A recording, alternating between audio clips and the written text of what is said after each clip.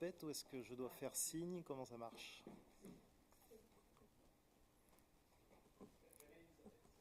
Ok, très bien. Eh bien, j'attendrai la zapette. D'autant que je vais en avoir vite besoin, du coup. Bon, en tout cas, je vous transmets déjà les salutations de l'Église baptiste de Chambéry. On a reçu Thomas également il n'y a pas très longtemps. Et c'est... Voilà, pour moi, c'est des moments importants, en fait, de pouvoir aller à la rencontre des églises sœurs. Je suis ravi d'être au milieu de vous. Je ne sais pas si ça vous enrichit, vous, mais moi, en tout cas, ça m'enrichit de visiter les autres églises. Et puis, vous, ça vous fait des vacances de votre propre pasteur. On dit souvent qu'on a toujours intérêt à inviter des pasteurs extérieurs, merci beaucoup, parce que soit ça s'est super bien passé, et du coup, vous pouvez remercier votre pasteur de m'avoir invité, soit c'était horrible, et du coup, vous êtes très reconnaissant de ne pas m'avoir moi, mais de l'avoir lui. Donc, dans tous les cas, on sort gagnant. Alors, la prédication que je vous amène ce matin, c'est une prédication un peu particulière, c'est une prédication témoignage, je vais le dire comme ça. Et je l'ai choisie, entre autres, alors c'est une prédication que j'ai déjà donnée à l'église de Chambéry, et je l'ai choisie pour deux raisons. Je l'ai choisie d'abord parce que, enfin pas d'abord, c'est pas par ordre, mais je l'ai choisie parce que c'est aussi une manière de se rencontrer, vous et moi. Donc du coup, je me dévoile un petit peu aussi dans cette prédication. Évidemment, il s'agit de prêcher Christ, mais voilà, vous apprendrez des choses de moi-même aussi. Et puis la deuxième raison, c'est que je pense que c'est une prédication qui est toujours utile, ce que je vais partager ce matin. Et pour illustrer le sujet, on va commencer par une vidéo qui raconte un conte apparemment mexicain. Je ne sais pas si c'est vrai, mais en tout cas, voilà, je vous laisse découvrir ça. C'est l'histoire d'un petit pêcheur qui pêchait que le matin, parce que pour lui le bonheur c'était d'être avec les siens, profiter de sa famille, lézarder sur le sable, regarder grandir ses filles les après-midi au calme. Un jour qu'il se reposait à côté de sa barque, une question lui fut posée par un homme d'affaires en cravate. À quoi te sert de dormir sur le port alors qu'au fond de la mer tant de poissons nagent encore? Pour construire un empire, taffe sans compter tes heures. Avec l'argent que t'en tires, t'achèteras un moteur. T'iras pêcher au large, tu feras plus de marge. Bientôt t'auras 10 bateaux, des bâtiments en béton. Crustacés, cétacés, finiront tous entassés dans les filets carnassiers de tes chalutiers en acier. Tes couleurs à tes stocks en faisant des filets aux fiches. La moula que tu croques, faudra pas la filer au fisc. Elle a un port, export, dans les dollars tu nageras. Les fonds marins seront morts, mais t'auras une vie de roi. C'est quoi pour toi une vie de roi, dit le pêcheur?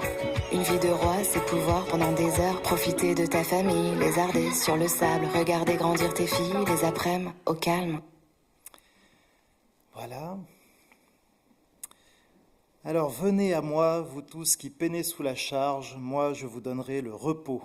C'est ce que nous dit Jésus. Est-ce que c'est vrai? Est-ce que c'est vrai que lorsque vous étiez au bout de vos forces et que vous vous êtes jeté aux pieds de Jésus, vous avez toujours trouvé du repos? La bonne réponse, c'est oui, bien sûr. La vraie réponse pour moi, en tout cas, c'est pas toujours. De nombreuses fois, il m'est arrivé d'être fatigué, d'aller aux pieds de Jésus et de n'y trouver aucun repos. Alors, est-ce que c'est Jésus qui ment ou est-ce que c'est moi qui m'y prends comme un manche? La réponse est dans la question, en fait. Est-ce que c'est moi qui n'ai pas compris quelque chose d'essentiel dans cette promesse de Jésus? Quoi qu'il en soit, le repos arrive toujours pour les gens fatigués, parce que le repos, ce n'est pas une option, c'est quelque chose qui est absolument nécessaire dans nos vies, ça fait partie des 10 commandements. On a été créé avec une nécessité absolue de repos, et donc le repos finit toujours par arriver, soit parce que nous l'avons choisi nous-mêmes, en obéissance à la parole de Dieu qui nous y exhorte, soit parce qu'à un moment donné, Dieu lui-même nous y contraint. On se casse un pied, on fait un burn-out, on tombe malade, peu importe la méthode, à un moment donné, la machine dit stop. Donc Jésus ne ment pas, il donne le repos à ceux qui sont fatigués, je dirais même qu'il le donne de gré ou de force. Et pourtant,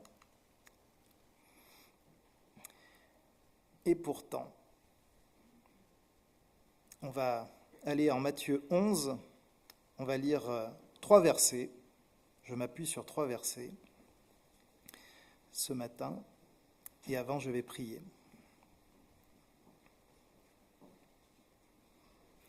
Seigneur, nous te remercions pour ta parole qui est lumière et vie, pour ta parole qui vient nous rejoindre dans nos besoins fondamentaux, qui vient transformer nos vies parce que ta parole est une parole vivante. Et c'est comme ça que nous voulons nous en approcher, en la recevant comme ce qu'elle est, c'est-à-dire parole de Dieu. C'est au nom de Jésus que nous te prions. Amen. Alors le texte, je vous l'affiche, il est là, il est court, et il dit ceci. « Venez à moi, vous tous qui peinez sous la charge, moi je vous donnerai le repos. Prenez sur vous mon joug et laissez-vous instruire par moi, car je suis doux et humble de cœur, et vous trouverez le repos. Car mon joug est bon et ma charge légère. » Alors pendant les vacances scolaires du mois de novembre dernier, j'avais l'intention de lever un peu le pied en profitant de l'accalmie des vacances. Pas de prendre des vacances, mais juste de lever un peu le pied. Mais dès le dimanche soir, donc premier jour des vacances, j'ai compris que ça n'allait pas suffire parce que ce jour-là, j'ai reçu un mail tout simple, un mail comme on en reçoit plein, mais qui nécessitait une réponse rapide. Le genre de mail qu'on garde en tête tant qu'on n'y a pas répondu. Et je me suis dit, si je ne coupe pas le robinet des mails, je vais continuer à les recevoir et donc je ne pourrai pas avoir l'esprit tranquille. Ça a un nom qui est à la mode en plus, ça s'appelle la charge mentale. Il y a la charge mentale liée aux affaires de la famille, il y a celle liée à l'activité professionnelle, il y a aussi celle liée aux divers engagements bénévoles, l'Église compris dedans. Alors pour arrêter quelques jours cette charge mentale, j'ai mis un message d'absence en réponse automatique sur mes mails. J'ai prévenu les conseils, on en a plusieurs à Chambéry, les conseils de l'Église, pour qu'ils ne soient pas surpris, et ce fut le début de l'aventure du repos. « Prenez sur vous mon joug, dit Jésus, et laissez-vous instruire par moi. » Je ne sais pas ce que vous en pensez, mais je trouve que c'est une curieuse proposition de la part de celui qui nous promet le repos. « Prenez sur vous mon joug », ça commence bien l'affaire. On peut penser à Marthe et à Marie, Marthe qui s'affaire en tous sens pour que la maison soit propre, le service bien fait, et qui se plaint de Marie qui, elle, ne l'aide pas. Parce que Marie, elle est aux pieds de Jésus et elle se laisse effectivement instruire par lui. Et donc on a déjà un premier indice, parce que Jésus, loin de prendre la défense de Marthe, lui dit « Eh bien, Marie a choisi la meilleure part, elle ne lui sera pas ôtée. » Alors, est-ce que ça veut dire qu'il ne faut plus rien faire ? On s'assoit simplement au pied de Jésus toute la journée, puis voilà, on est heureux. Alors non. D'ailleurs, quand bien même elle l'aurait voulu, ça n'aurait pas été possible, parce que Jésus ne passait pas sa journée à enseigner, il faisait d'autres choses. Mais quand le temps était venu, alors certainement, il fallait aller à ses pieds tout à fait cessante, c'est bien là la meilleure part. Alors c'est une évidence, en tout cas sur le papier, mais il ne s'agit pas de prendre le joug du Christ en plus du nôtre, il s'agit de le prendre à la place du nôtre. Et je sais que c'est une évidence, je sais que j'enfonce là une porte ouverte, et pourtant c'est quand même là qu'on se fait avoir. Parce que, alors qu'on est déjà épuisé, on prend parfois le fait de venir à Jésus comme une tâche en plus à ajouter à notre agenda déjà surchargé. Et donc on se lève plus tôt pour passer du temps dans la prière et dans la lecture de la Bible, et c'est bien, sauf qu'on ne se couche pas plus tôt en fait. Ou alors on vient saturer le seul espace qu'on avait pour se détendre. Bref, on cale au chausse-pied un rendez-vous avec le Seigneur pour trouver auprès de lui le repos dont nous avons besoin. Et évidemment, on s'étonne ensuite de ne pas avoir trouvé auprès de lui le repos escompté. Donc je le répète, il ne s'agit pas de prendre le joug du Christ en plus du nôtre, mais à la place du nôtre. Et ça a une conséquence très concrète, très pragmatique, qui est la suivante, c'est qu'il va falloir faire de la place. Jésus ne suggère pas que Marthe et Marie auraient dû s'occuper des tâches matérielles en se levant plus tôt, ou en travaillant plus vite, ou en se couchant plus tard. Je crois qu'il dit que Marie a choisi la bonne part parce qu'au moment opportun, elle a su laisser de côté l'accessoire au profit de l'essentiel. Ralentir, et je me réjouis parce que ça a été dit ce matin dans une prière, c'est un acte de résistance spirituelle. Mes 2 premiers jours de repos, en novembre, là, je les ai passés amorphes. J'avais plus d'énergie, j'avais plus d'envie. Tout ce que je le faisais au ralenti. Alors évidemment, dans un premier temps, en tout cas, j'ai fait beaucoup moins de choses, mais petit à petit, je me suis rendu compte aussi que je commençais à savourer le peu que je faisais. Ce que je faisais, j'y prenais du plaisir. Et ça m'a rappelé mon périple à pied vers Saint-Jacques-de-Compostelle. Je vous ai dit que j'allais vous raconter ma vie, voilà. En 2006, j'ai fait le chemin de Compostelle, donc j'ai marché du Puy-en-Velay jusqu'à Saint-Jacques-de-Compostelle, en Espagne, en Galice. C'était à l'époque pour finir de discerner ce que je pensais être un appel au ministère pastoral, et donc vous voyez que ça porte son fruit. J'ai marché donc tous les jours pendant 2 mois, avec pour toute préoccupation mes 2 pieds, le repas suivant et le lieu où dormir le soir. Et tout le reste, c'était de la disponibilité pour le Seigneur et pour tout ce qu'il amènerait de rencontres et d'aventures dans la journée.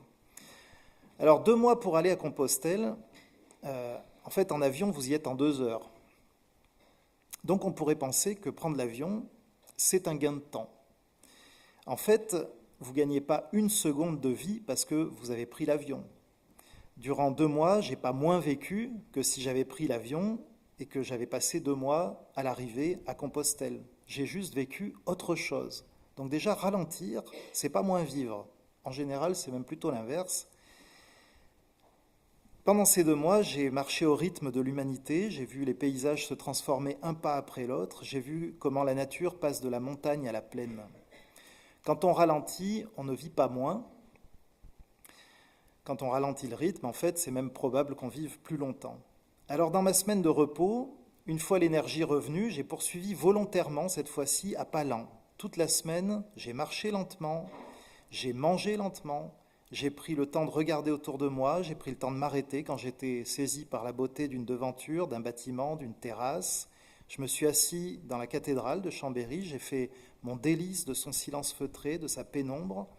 Et puis je remontais chez moi en flânant le nez au vent, je glissais ma main dans le romarin qui longe la route, là juste en dessous de notre appartement, et je m'enivrais de son odeur parce que j'aime beaucoup l'odeur du romarin. Et tout ce temps-là, le téléphone est resté dans ma poche.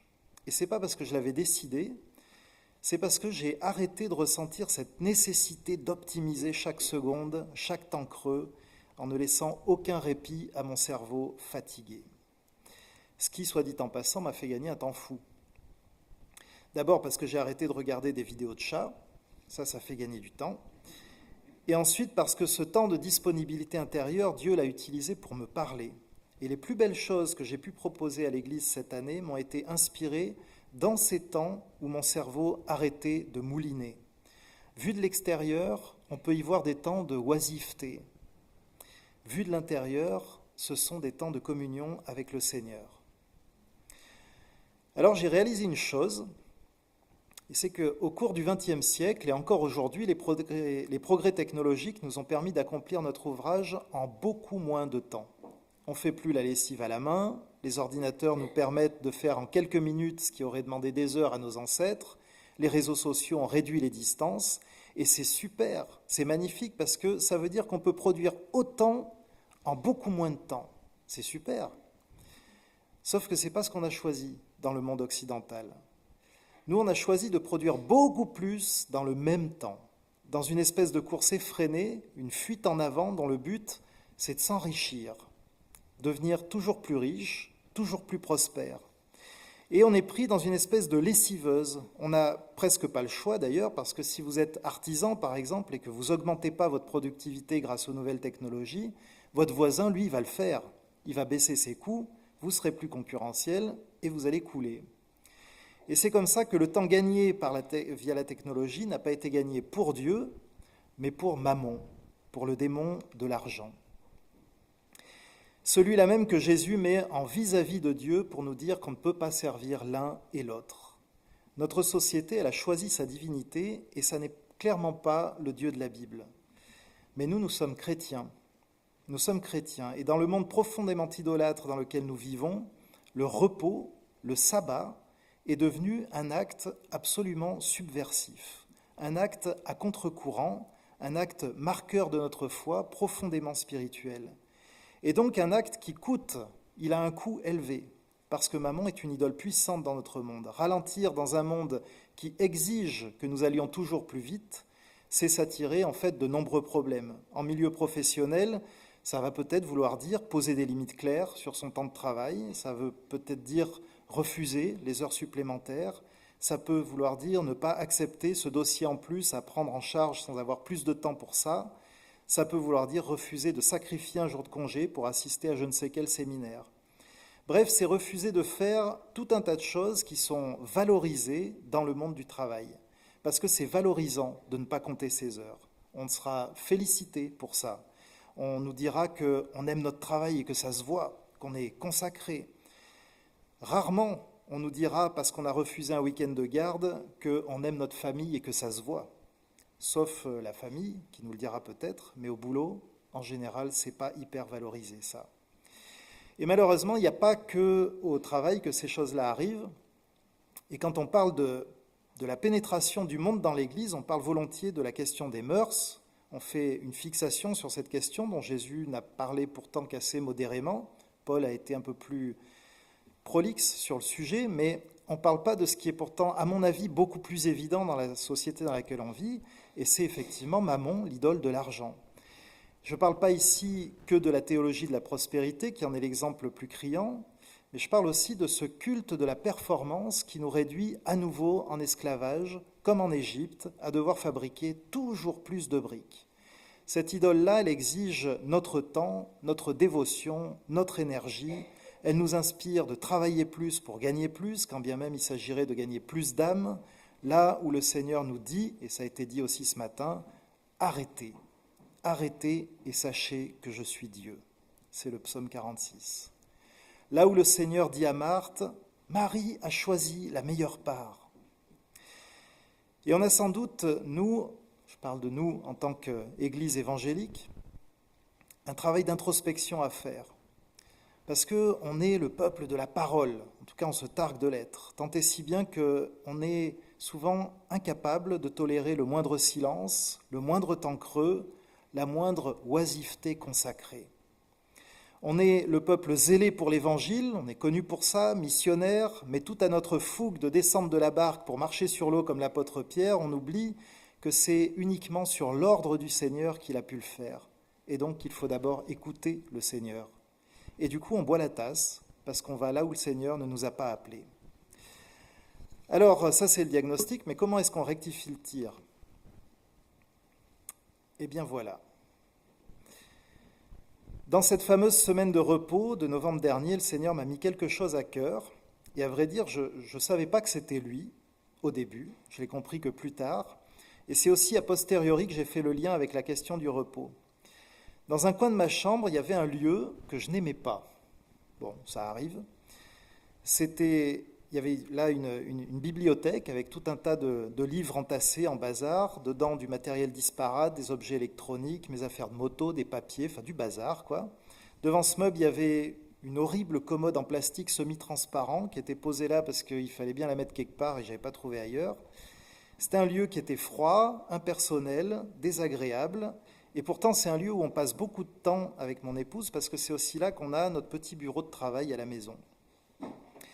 Alors j'ai voulu en faire un coin cosy. J'ai enlevé le meuble en plastique, j'ai vidé la bibliothèque, j'en ai réparé le fond qui était cassé. Dedans, j'ai remis à peine le tiers des livres qui s'y trouvaient initialement pour laisser l'espace bien aéré. J'y ai ajouté de la déco, une plante, une guirlande lumineuse, 2 bougies. Devant, j'ai mis un tapis, un petit fauteuil, un plaid. Et une chose après l'autre, cet horrible coin est devenu l'un des lieux les plus agréables de tout l'appartement. Je suis très fier de moi, c'est très beau. J'ai pas de photos, mais bon. Alors, je m'y suis installé, évidemment, parce que du coup, ça donne envie. Donc, je m'assois dans ce fauteuil, et comme l'endroit s'y prêtait bien, j'ai commencé à y lire ma Bible tous les matins, lentement, à y prier, tranquillement, et puis à écrire dans un petit journal les premières pensées qui me venaient de la journée précédente. Et j'ai trouvé là du repos, du repos. Et c'est là que j'ai compris que je devais faire dans ma vie ce que j'avais fait dans ce petit coin horrible de ma chambre. Pour venir à Jésus et prendre son joug, qui est doux et léger, il faut d'abord faire de l'espace. Il faut faire du rangement. Il faut jeter le superflu. Il faut s'aménager un petit coin cosy dans l'emploi du temps de notre vie. Et pour ça, il n'y a pas d'autre méthode que de désencombrer et d'embellir, drastiquement, radicalement.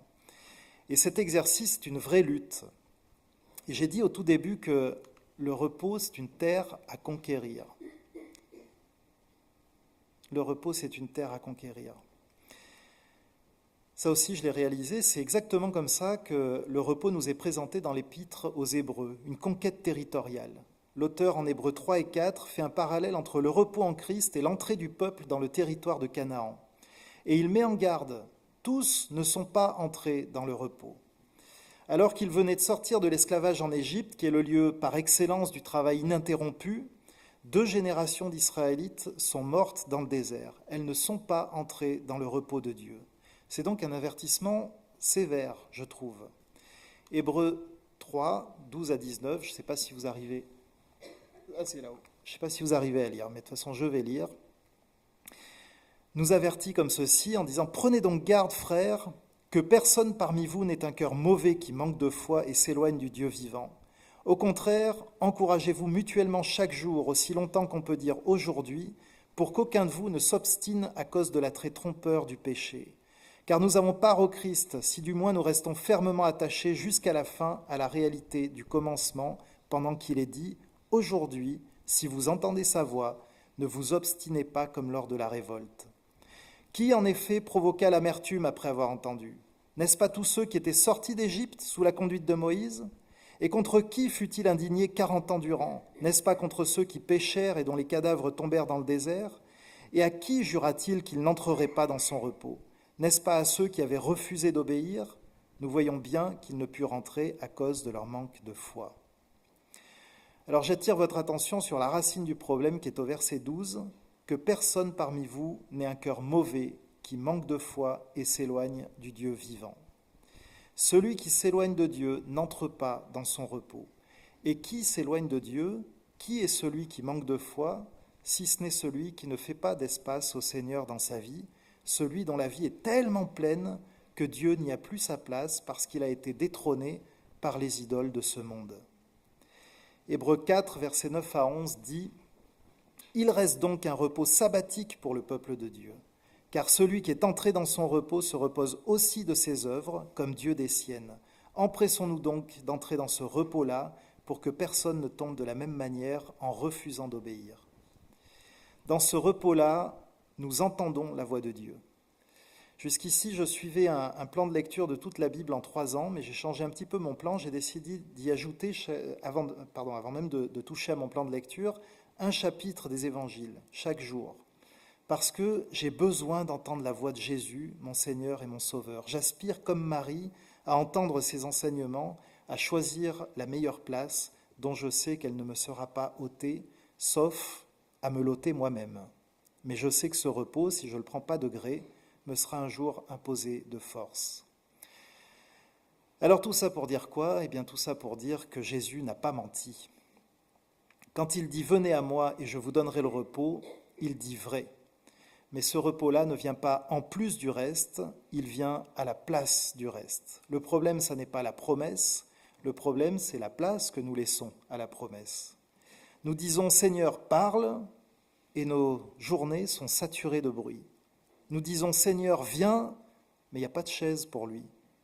Nous disons « Seigneur, je veux ton joug doux et léger » mais on porte déjà 3 sacs sur le dos. Alors, fais de la place. C'est un acte de foi. Ralentir, faire du vide dans l'agenda, c'est dire à Mammon, au travail, aux mails, au réseau, à tout ce qui nous encombre, « Tu ne règnes pas sur moi. J'ai un autre maître que toi. » Le repos n'est pas une paresse. Le repos, c'est une conquête contre le monde qui accélère, contre nos idoles et parfois contre nous-mêmes et notre volonté pécheresse. Mais la bonne nouvelle, et c'est ça que je viens vous annoncer, c'est que quand on fait de la place, Jésus vient. Dans le creux d'une cathédrale silencieuse, dans le rythme lent de la marche à pied, dans le confort douillet d'un fauteuil et son plaid, Jésus vient. Alors, je te propose 3 gestes simples pour cette semaine. Le premier, c'est de ralentir. C'est pas facile, hein ? Je ne dis pas que c'est simple. mais ça vaut le coup d'essayer. Prends le temps, le vrai temps qu'il faut pour faire les choses.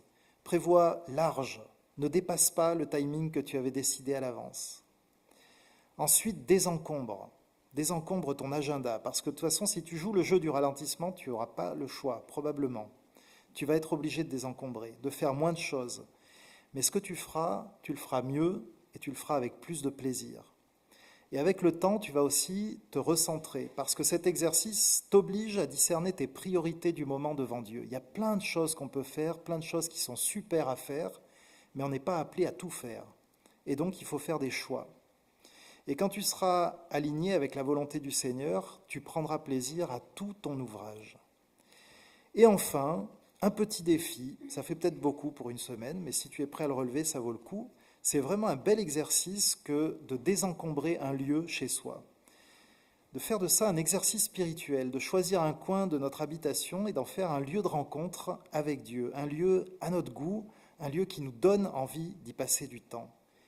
Et tu verras que ce que Jésus dit est vrai. Mon joug est doux et ma charge légère. Si ta charge est lourde, probablement c'est que ce n'est pas tout à fait celle de Jésus. La sienne est légère, et elle est légère parce qu'il la porte avec nous. Je vais prier.